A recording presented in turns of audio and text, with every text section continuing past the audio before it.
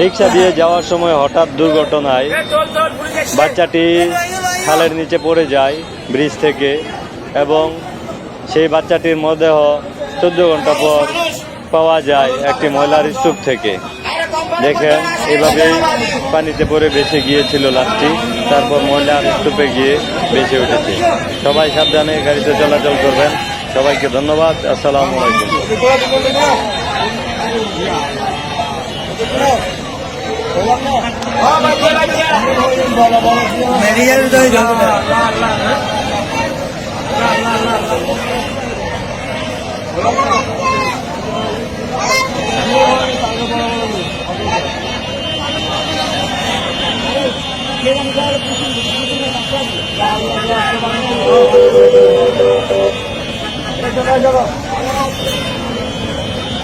এই